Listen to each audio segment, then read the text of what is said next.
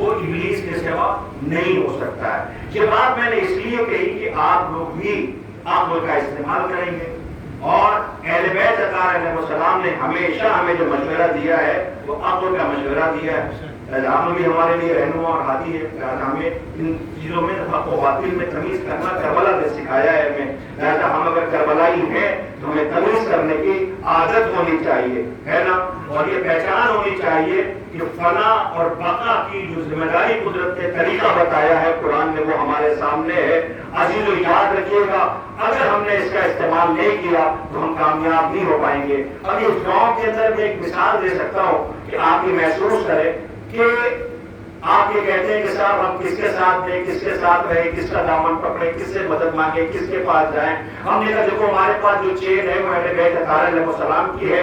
فنا و بقا کو ہم انہی سے سمجھتے ہیں، ہم نے شریعت انہی سے لی ہے، انہوں نے شریعت ہم تک پہنچائی ہے. ہماری ایک کوالٹی ہے، ایک چین ہے، ایک سلسلہ ہے جو ہمارے یہاں بالکل کوئی ملاوٹ نہیں ہے، سیدھی سیدھی ہم تک آئی ہے، ہم اس پہ عمل کر رہے ہیں. اور یہ یاد رکھیے گا کرنا بھی یہی چاہیے. میں آپ کو ایک مثال دے دوں، مجھے نہیں پتا کہ پڑوس میں کس کا گھر ہے، مجھے یہ بھی نہیں پتا. اکثر گاؤں دیہات میں یہ دیکھنے کو ملتا ہے کہ جو آس پاس کے محلے ہوتے ہیں ان میں کسی نہ کسی سے مقدمہ تو چل ہی رہا ہوتا ہے.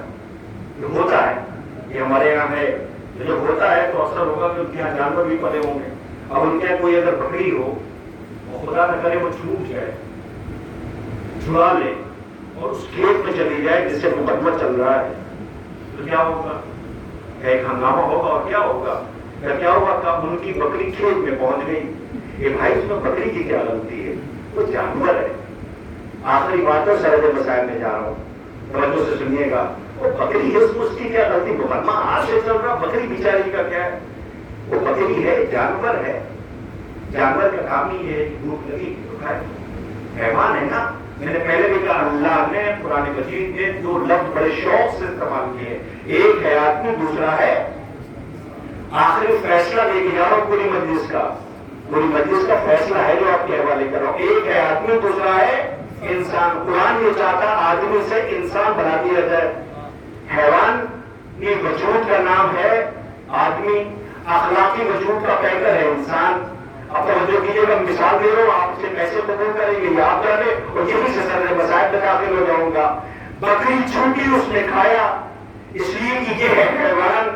حیوان کی عادت یہ ہوتی ہے کہ بھوک لگے گی تو کھا لے گا. آپ تھوڑی اس کے پاس، اسے کیا پتا کہ یہ کس سے مقدمہ چل رہا ہے، کس کا کھیت ہے. بھوک لگی تو وہ کھا لے گا. توجہ، جانور کی پہچان یہ ہے، حیوان کی پہچان یہ ہے کہ بھوک لگے گی